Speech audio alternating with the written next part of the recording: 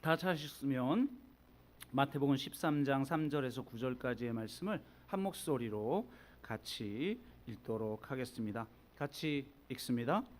예수께서 비유로 여러 가지를 그들에게 말씀하여 이르시되 씨를 뿌리는 자가 뿌리러 나가서 뿌릴새 더러는 길가에 떨어짐에 새들이 와서 먹어 버렸고 더러는 흙이 얕은 돌밭에 떨어짐에 흙이 깊지 아니하므로 곧 싹이 나오나 해가 돋은 후에 타서 뿌리가 없으므로 말랐고 더러는 가시떨기 위에 떨어짐에 가시가 자라서 기운을 막았고 더러는 좋은 땅에 떨어짐에 어떤 것은 100배 어떤 것은 60배 어떤 것은 30배의 결실을 하였느니라.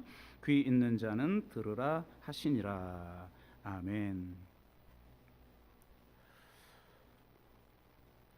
네, 오늘 환경위원회의 그 마무리 행사가 진행되기 때문에 마지막 행사가 진행되는 날은 좀 환경 관련 설교를 해달라는 부탁을 제가 받았습니다. 그리고 행사를 위해서 되도록 12시까지 예배를 좀 마쳐달라는 부탁을 받았습니다.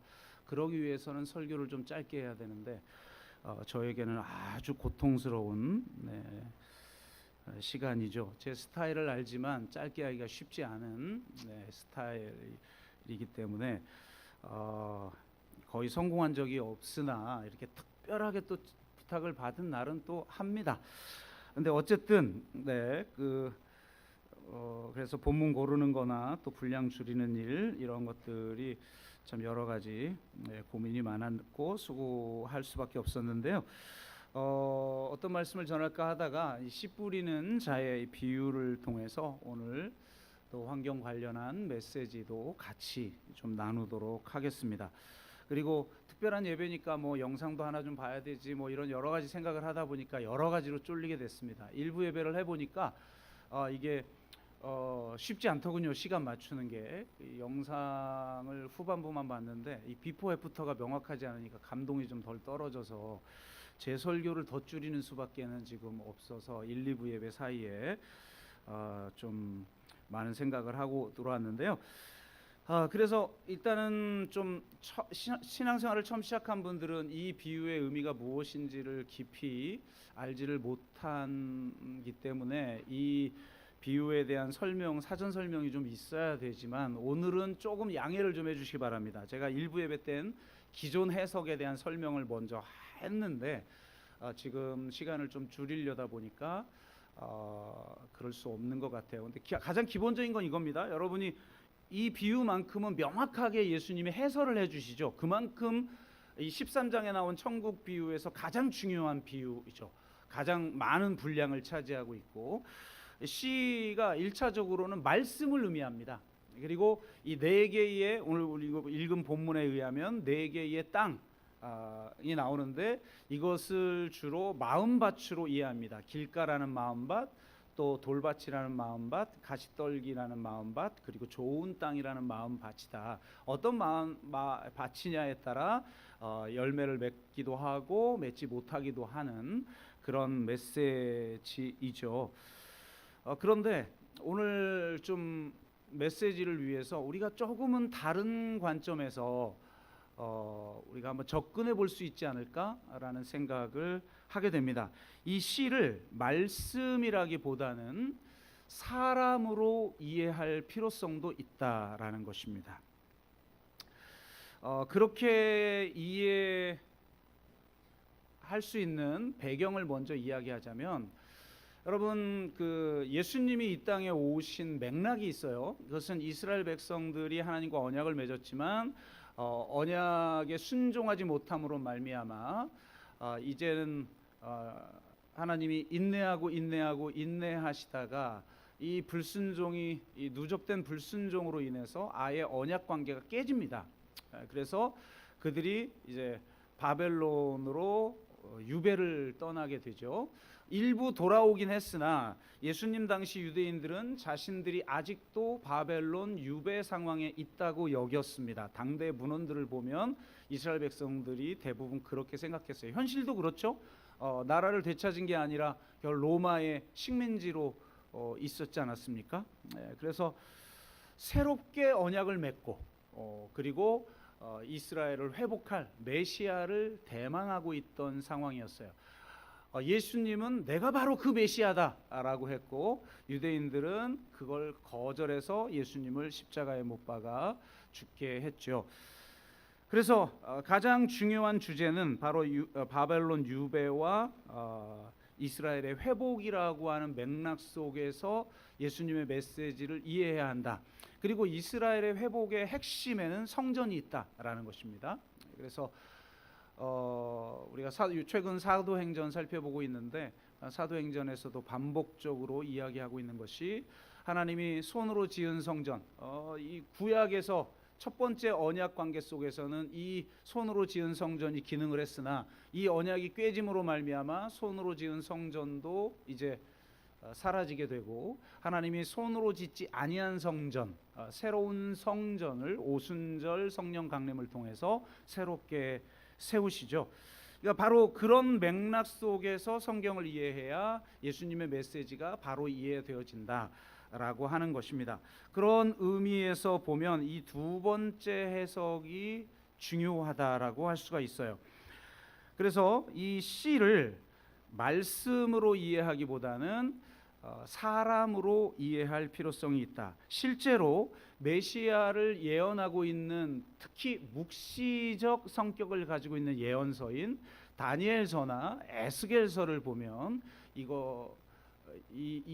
이런 개념이 명확하게 드러나고 특히 가장 많이 신약에서 가장 많이 인용되고 있는 예언서가 이사야서예요. 그러니까 우리가 이사야서를 이해해야 예수님의 복음을 바로 이해할 수 있는 거예요. 구약을 모르면 예수님의 복음을 이해할 수가 없는 겁니다.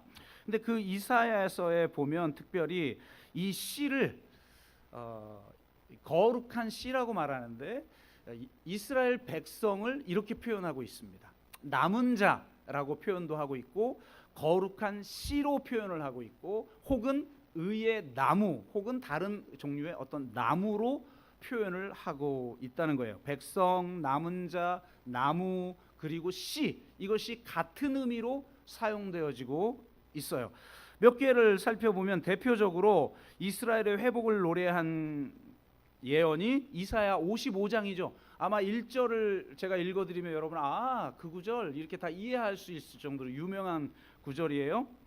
오호라 너희 목마른 자들아 물로 나아오라 돈 없는 자도 오라 너희는 와서 사 먹되 돈 없이 값 없이 와서 포도주와 젖을 사라.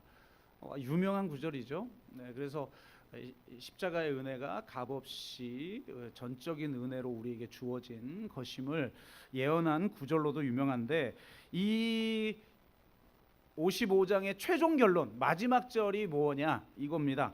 잣나무는 가시나무를 대신하여 나며 화석류는 찔레를 대신하여 날 것이라 이렇게 말합니다. 그러니까 가시와 찔레 같았던 이스라엘이 잣나무가 되고 화석류가 되어서 새로운 나무로 심겨질 것이다 라는 거죠. 예수님이 누가복음 4장에서 이사야서를 펼치고 나서 내가 이 땅에 왜 왔는지를 선포하는 장면이 나오는데 그때 펼친 성경이 이사야서 61장입니다. 61장 1절을 보면 이렇죠. 주 여호와의 영이 내게 내리셨으니 이는 여호와께서 내게 기름을 부으사 가난한 자에게 아름다운 소식을 전하게 하려 하심이라. 그러면서 마지막에는 은혜의 해를 희년을 선포하러 내가 왔다 이렇게 되어 있지만 마지막 마무리는 이렇습니다. 마지막 3절 그들이 의의 나무 곧 여호와께서 심으신 그 영광을 나타낼 자라 일컬음을 받게 하려 하심이라. 그러니까 이스라엘 새로 회복될 이스라엘을 의의 나무 여호와의 영광을 나타낼 자로서 여호와께서 심으신 의의 나무다 이렇게 이야기를 하고 있죠. 그리고 새 하늘과 새 땅에 대해서 예언한 이사야서 65장의 내용이 중요한데요. 가장 유명한 구절은 17절이죠. 보라 내가 새 하늘과 새 땅을 창조하나니 이전 것은 기억되거나 마음에 생각나지 아니할 것이라. 네, 고린도 후서에서 인용하고 있는 구절이기도 하죠. 새 하늘과 새 땅에 대한 비전이 나오는데 구절이 이렇습니다. 내가 야곱에게서 씨를 내며 유다에게서 나의 산들을 기업으로 얻을 자를 내리니. 그러니까 야곱에서 씨를 내겠다. 그러니까 새 이스라엘을 뭐라고 표현하냐면 씨라고 표현한다는 겁니다. 그럼 이런 맥락에서 보면 예수님의 이 비유가 1차적으로는 이 씨가 말씀을 의미하는 것이지만 2차적으로는 더 넓은 맥락에서는 이 씨가 바로 새 이스라엘을 의미하는 것이다. 사람을 의미하는 것이다 라고 이해할 수 있다는 거죠. 그렇다면 땅은 뭐냐? 그러니까 핵심 주제는 바벨론 유배 생활을 하던 이스라엘이 회복된다 라고 하는 것이고, 그 회복된 새로운 백성이 바로 이 씨, 의의 나무, 남은 자, 여러 가지로 성경은 표현하고 있다는 겁니다. 그러면 예수님의 비유에서 땅은 무엇을 의미할까? 첫째, 길인데요. 이사야서에 보면 이 길은 유배로부터 귀환하는 길이에요. 가장 유명한 게 40장이죠. 왕이 돌아오는 그 길을 예비하라. 내 백성을 위로하라 그러면서 왕이 이제 귀환할 것이다. 근데 왕이 귀환하는 그 길을 너희가 예비하라. 광야에서 외치는 소리가 있어. 그 이제 우리가 세례 요한하고 비교를 하지 않습니까? 근데 바로 이 길에 뿌려진 씨를 새들이 먹어치우는 이야기가 신구약 중간기에 자주 나옵니다. 이때 문헌들을 보면 악령의 우두머리들이 새들을 보내 땅에 뿌려진 씨를 먹어치우는 이야기가 나오죠. 이 새들은 탐욕스러운 이방인이나 악한 세력을 의미하는 것입니다. 그러니까 이스라엘로 귀환하려는, 그러니까 손으로 짓지 아니한 새로운 성전으로 건축될 그 백성을 핍박하는 자들이 바로 이 새들인 것이죠. 두 번째, 돌밭이 있는데, 그러니까 이 핍박을 견디지 못한 거예요. 이 첫 번째 길가는 돌밭은 뭐냐? 뜨거운 태양 열기로 말라버리는 상황을 이 비유가 묘사하고 있는데, 에스겔서나 이사야서는 나라들을 통한 심판을 이 말라버림이라고 표현을 하고 있다는 겁니다. 그러니까 의기양양하게 시작했으나 이런 정치적인 어떤 압력 혹은 핍박 이런 것들에 굴복해버리는 상황을 이야기하고 있는 것이죠. 대표적으로 세례 요한을 들 수가 있는데, 세례 요한이 영적 부흥을 일으켰죠. 그런데 첫 번째 그 종교적 열정은 세례 요한이 헤롯에게 붙잡혀 죽고 나자 사라져 버렸어요. 그냥 역사적으로 그냥 사라져 버렸잖아요. 그러니까 바로 그런 상황인 거죠. 그리고 세 번째 가시떨기는 뭐냐? 이사야서 5장을 보면 이스라엘의 도덕적 실패가 찔레와 가시의 직접적 결과라고 이야기를 합니다. 그러니까 찔레와 가시, 우리를 계속 툭툭 찌르는 이 찔레와 가시라는 건 이스라엘이 결실하는 것을 방해하는 사악한 자들, 혹은 이스라엘의 신념을 와해시키는 사회 문화적 체계를 의미하는 것이죠. 그러니까 그들을 꾹꾹 찌르는 이 사회 체제에 내가 동화되어져 버리는. 그러니까 예수님 당시로는 뭐예요? 바로 이 이스라엘을 지배하고 있던 이 헬라 문화에 완전히 동화되어져 버려서 하나님을 잊는 이런 상황을 말하고 있는 것이죠. 그렇다면 좋은 땅은 무엇일까? 12 정탐꾼을 가나안에 보내고 나서 돌아왔을 때 이 정탐꾼들이 이 이스라엘 땅, 가나안 땅을 뭐라고 표현하냐면 좋은 땅이다, 아름다운 땅이다, 젖과 꿀이 흐르는 땅이다, 이렇게 표현을 합니다. 그러니까 이 좋은 땅은 뭘 의미하냐면 회복되는 이스라엘을 말하는 거예요. 그래서 이스라엘이 회복되어지는 땅에 그 씨, 새 이스라엘이 심겨지는 것을 비유로 든 것이다 라고 할 수가 있죠.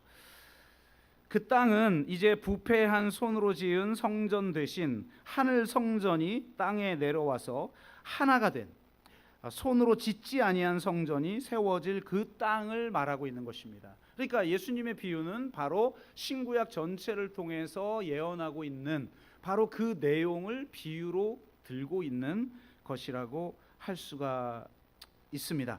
세 가지 시험과 환란을 이겨내고 좋은 땅으로 돌아온 남은 자들은 결국 결실을 맺게 될 것인데, 결실을 맺는다는 것은 언약에 대한 신실한 순종의 삶을 의미하는 동시에 새 성전으로서 거룩하게 오직 하나님만을 예배하는 그런 공동체가 된다는 것을 의미하는 것입니다. 이것을 좀 더 적극적으로 이야기를 하면 이렇게 이야기를 할 수가 있어요. 여러분, 베드로가 우리가 무엇으로 거듭나는가 이 얘기를 하면서 살아있고 항상 있는 하나님의 말씀으로 거듭나는데 이게 썩지 아니할 씨다 이렇게 표현을 합니다. 그런데 야고보는 자기가 편지를 쓰면서 이렇게 표현해요. 흩어져 있는 12지파에게 내가 편지를 하노라. 그런데 이 흩어져 있는 12지파를 뭐라고 표현합니까? 자, 베드로가 썩지 아니할 씨로 우리가 거듭난다라고 표현을 했는데, 이 씨가 헬라어로 스포라예요. 스포라. 씨가 스포라라고 하는 헬라어인데, 흩어져 있는 12지파를 뭐라고 표현하냐면 디아스포라라고 해요. 지금도 전 세계에 흩어져 있는 유대인들을 디아스포라 유대인이다 이렇게 표현을 하죠. 그런데 놀랍게 야고보는 흩어져 있는 전 세계에 흩어져 있는 기독교 공동체를 향해 디아스포라라고 말을 하는데, 디아스포라가 무슨 뜻입니까? 디아, 흩어진, 뿌려진, 스포라, 씨예요. 그러니까 전 세계에 흩어진 씨, 전 세계에 심겨진 씨, 이게 바로 교회인 것이죠.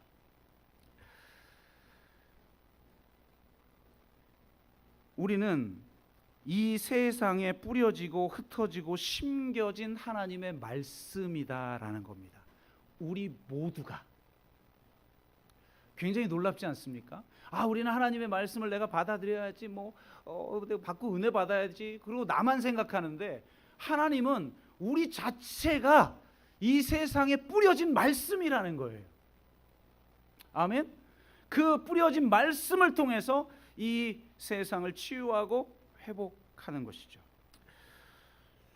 우리는 새로운 나라의 백성인 동시에 손으로 짓지 아니한 새로운 성전인 것입니다. 여러분, 성전의 가장 중요한 특징은 생명의 능력이 흘러나간다는 점이에요. 그런 점에서 씨 뿌리는 자의 비유에서 이 씨를 생명 자체로 볼 수도 있다고 생각을 하는데요. 예수님이 이 그림을 먼저 보여주셨죠. 예수님은 말씀이 육신이 되신 분이에요. 그래서 육신을 입고 이 땅에 오셨는데, 그 육신이 바로 구약에서 말하는 성막이죠.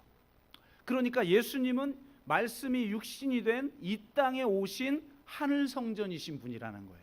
참된 성전이신 분이죠. 예수님 자신이. 이 땅에 참된 성전이 심겨짐을 통해서 30배, 60배, 100배의 결실이 맺어지는 것입니다. 그 결실이 무엇입니까? 바로 우리들인 것이죠. 새 이스라엘 백성이고 새로운 성전인 것입니다. 그런데 예수님의 가장 중요한 특징, 예수님이 성전인 동시에 예수님은 우리의 생명이라는 거예요. 길이요 진리요 생명이요 또한 생명의 떡이십니다. 예수님을 받아들인 새로운 백성이자 새 성전은 참다운 생명을 가지게 되기 때문에 그 배에서 생수의 강이 흘러 넘치게 되어 있는 거예요. 이 그림, 이 예언적 그림이 굉장히 중요해요. 에스겔서 환상을 한번 보시면 많은 환상을 제공하고 있는데요. 여러 환상이 나오죠. 메르카바 그 환상도 에스겔서에 나오고, 또 마른 뼈가 살아나는 것도 에스겔서에 나오고, 두 막대기의 비유와 환상 이것도 나오고, 굉장히 에스겔서에 이 복음의 참된 의미를 이해할 수 있는 환상들이 굉장히 많이 나오는데, 마무리가 중요해요. 에스겔서 후반부는 40장서부터는 성전 환상이 나옵니다. 그러니까 예수님이 참된 성전으로 이 땅에 오신다는 것인 동시에 새로운 성전이 건축될 거라는 환상, 새 언약에 대한 이야기를 하잖아요. 에스겔서는 그러니까 새 언약이 세워질 때 새 성전이 세워질 거라는 환상을 40장부터 보여줘요. 그러니까 솔로몬 성전하고는 전혀 달라요. 거기 보시면 그 수치나 이 모양 정방형으로 되어 있거든요. 이 에스겔서 환상은. 그런데 놀랍게도 이 성전에서 물이 흘러나온다는 점이에요. 그래서 47장의 환상을 보면 이 성전에서 물이 스며 나오기 시작합니다. 그러면서 이 에스겔의 처음에는 발목까지 물이 차다가 그 다음에 무릎까지 차다가 그리고 허리까지 차다가 성경에 보면 사람이 건너지 못할 강이 돼. 그러니까 에스겔을 덮친 거죠. 허리까지 차면 어떻게든 건너가겠으나 뭐 나를 완전히 덮어버리면 건너갈 수 없잖아요. 그 정도로 이 성전에서 물이 차고 넘치는데 차고 넘치다 못해 어떻게 되느냐? 흘러갑니다. 일부 예배 때는 물어보니까 그래도 교사들이라 답을 하는 분이 몇 분 있었는데, 자, 에스겔서에서 이 새로운 성전에서 물이 흘러나와 어디로 흘러가죠? 어디로 흘러가요? 사해로 흘러가죠. 사해. 그러니까 아라바 바다라고 얘기를 하는데 여기가 이게 사해를 말하는 거예요. 죽음의 바다, 생명체가 살지 못하는 바다, 사해입니다. 그걸 제가 한번 읽어드릴게요. 8절 9절. 그가 내게 이르시되 이 물이 동쪽으로 향하여 흘러 아라바로 내려가서 바다에 이르리니 이 흘러내리는 물로 그 바다의 물이 되살아나리라. 그러니까 죽음의 바다인데 이 새로운 성전에서 물이 흘러나가 사해를 생명의 바다로 바꾼다는 거예요. 되살아나리라. 이 강물이 이르는 곳마다 번성하는 모든 생물이 살고 또 고기가 심히 많으리니 이 물이 흘러 들어가므로 바닷물이 되살아나겠고 이 강이 이르는 각처에 모든 것이 살 것이며. 12절은 이렇게 돼 있어요. 강 좌우 가에는 각종 먹을 과실나무가 자라서 그 잎이 시들지 아니하며 열매가 끊이지 아니하고 달마다 새 열매를 맺으리니 그 물이 성소를 통하여 나옵니다. 그러니까 그 성전에서 나오는 이 물로 인해서 그 물길이 닿는 모든 곳에 생명이 살아난다는 거예요. 물고기가 넘쳐나고 강가 양옆에 아름다운 나무들이 그리고 매 달마다 새로운 실과들이 맺어지는, 이게 여러분 요한계시록에 보면 새하늘과 새 땅의 모습이잖아요. 그리고 바로 이 에덴의 모습이고, 그러니까 에덴의 회복이자 말세에 이루어질 바로 그 새하늘과 새 땅이 지금 여기 앞당겨져서 그 미래가 여기 현재로 침투하여 예수 그리스도를 통해서 이루어질, 그리고 예수 그리스도를 통해 세워지는 새로운 성전, 손으로 짓지 아니한 새로운 성전에서 이루어질 그 그림을 에스겔의 환상을 통해서 우리에게 보여주는 거예요. 이 환상이 너무나 놀라운 것이죠. 우리가 손으로 짓지 아니한 성전이구나. 그런데 그 성전에서 이 생수의 강이 흐르고 물이 흘러 넘쳐 이 세상이 에덴으로, 새하늘과 새 땅으로 변화되어지기 위해서 하나님은 우리를 구원하셨다라는 거예요. 성전이 무엇입니까? 성전의 핵심적인 규정이 뭐예요? 하늘과 땅이 연합하는 곳이 아닙니까? 그래서 나중에 우리 모두가 성전이 된다는 건 뭡니까? 건물로서의 성전은 사라진다고 요한계시록에 기록되어 있잖아요. 하나님이 땅과 하늘이 하나가 돼, 새 하늘과 새 땅이 하나가 되는 거예요. 어떤 세상이 될지 여러분 상상이 돼요? 그런데 그것을 먼저 우리가 경험할 수 있는 곳이 바로 성전이에요. 하늘과 땅이 연합하는 곳, 좀 더 정확하게 표현하면 땅에 하늘이 열리는 곳, 그곳이 성전이죠.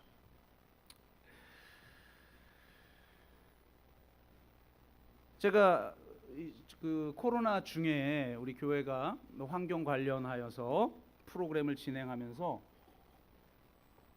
함께 읽었던 책이 있어요. 지구를 부탁해라고 하는 책인데 이 책에 이런 내용이 나옵니다. 제가 한번 읽어드릴게요. 수세기에 걸쳐 그리스도인들이 하나님의 임재를 보다 깊이 체험하는 특별한 장소들이 몇 군데 있다. 북부 브린튼과 아일랜드에 기독교 복음을 널리 전한 켈트 그리스도인들은 로마서 1장 20절 말씀처럼 하나님의 보이지 아니하는 것들, 곧 그의 영원하신 능력과 신성이 그가 만드신 만물에 분명히 보여 알려지는 아름다운 섬들에서 하나님의 임재하심을 깊이 느꼈다. 스코틀랜드 헤브리디스 제도의 아이오나 섬들이나 가장 유명하죠. 이 켈트 기독교 수도원이 주로 이 섬들에 위치하고 있는데 섬들이나 거룩한 샘이라고 불리는 노브리아의 린디스탄, 노스 웨일스 앞 바다의 바드시 같은 섬들은 이게 중요합니다. 이른바 얇은 곳으로 통하는 장소다.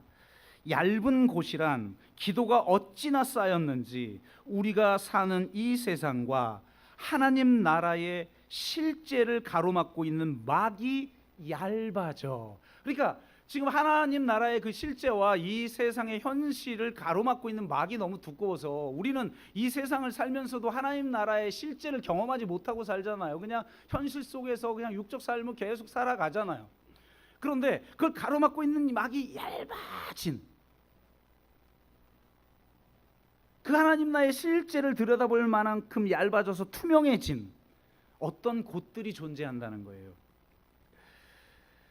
막이 얇아져 급기야 하나님의 임재가 들여다보일 정도라는 뜻에서 유래한 표현이다.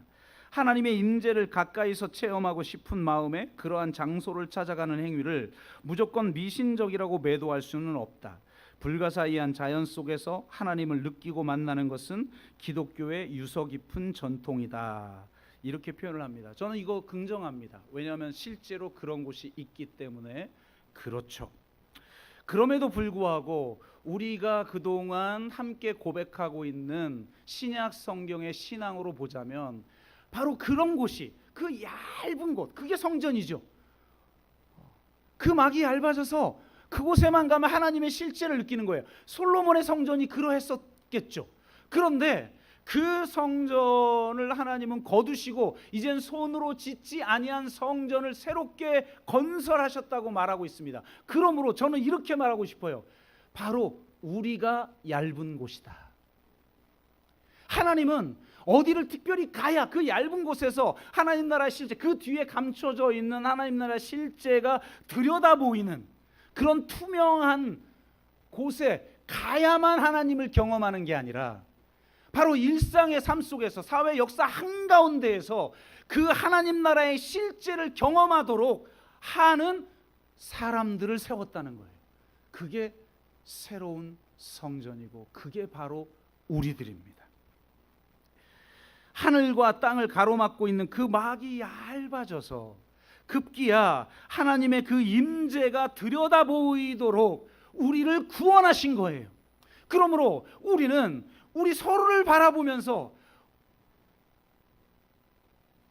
바로 하나님의 임재를 경험하도록 부름받은 백성인 줄로 믿습니다. 한번 서로를 바라보세요. 하나님의 임재를 느낍니까? 사악한 기운이 느껴집니다. 세상이 하나님을 어디서 만날 수가 없어요.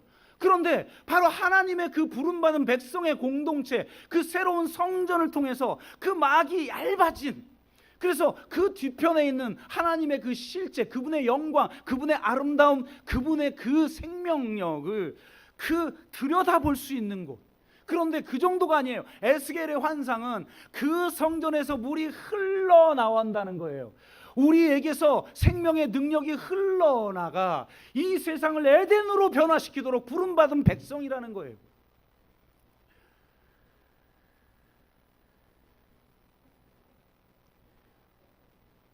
우리가 그렇게 부름받은 백성이라는 사실을 기억하십시오. 그래서 우리의 공동체적 인격, 우리가 공동체가 행하는 사역, 우리의 존재들을 통하여서 생명의 능력이 이 세상으로 흘러나가야 합니다.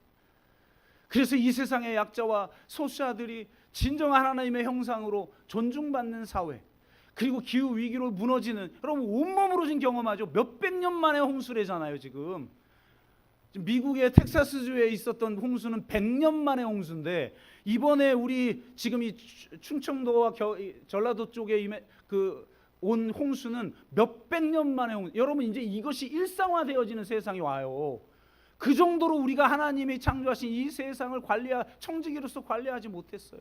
도리어 정복하고 다스리라는 말을 왜곡하여서 도리어 이 세상을 파괴하고 이 세상을 파괴함을 통해서 마음껏 내 욕망을 충족하고 욕망을 충족하는 걸 하나님의 축복이라고 왜곡했던 우리 그리스도인들이 진정으로 회개하고, 우리가 얇은 곳이구나, 우리가 우리 뒤편에 있는 진짜 참된 실제를 투명하게 들여다보게 하는 곳인가, 그리고 우리 이 성전에서 생명의 능력이 흘러가서 이 세상을 에덴으로, 새하늘과 새 땅으로 변화시키는 그런 삶을 우리가 살고 있는가를 돌아보는 시간이 되었으면 좋겠습니다. 우리는 세상에 뿌려진 씨앗이고 나무입니다. 그리고 또 동시에 우리는 세상에 씨를 뿌리고 나무를 심는 사람들입니다. 그 씨를 통해, 그 나무를 통해 이 세상에 생명이 충만해지고 하나님의 영광과 그 임재를 투명하게 드러내게 될 것입니다. 그런 저와 여러분이 다 되셨으면 좋겠습니다. 원래 설교 끝나고 영상을 봐야 되는데 더 짧게 했는데 왜 1부 때보다 더 길어졌죠? 5분밖에 안 남았는데 영상 못 보겠네요. 제가 약속을 12시까지 하기로 해서 안타깝습니다. 여하튼 한 사람이, 영상이 나무를 심는 사람, 전에 한번 제가 편집해서 보여드린 영상입니다. 한 사람이 사막에서 묵묵히 나무를 심는데 그 나무가 자라서 어떻게 세상이 변화되었는지를 너무나도 아름답게 그린 그림인데요, 그런 것을 하도록 부름받은 사람들이 바로 저와 여러분인 줄로 믿습니다. 그렇게 정말 멋지고 아름답고 생명력 충만한, 그러기 위해서는 우리가 먼저 위로부터 부어지는 그 여호와의 영광, 여호와의 생명, 그것으로 더 충만해져야 될 줄로 믿습니다.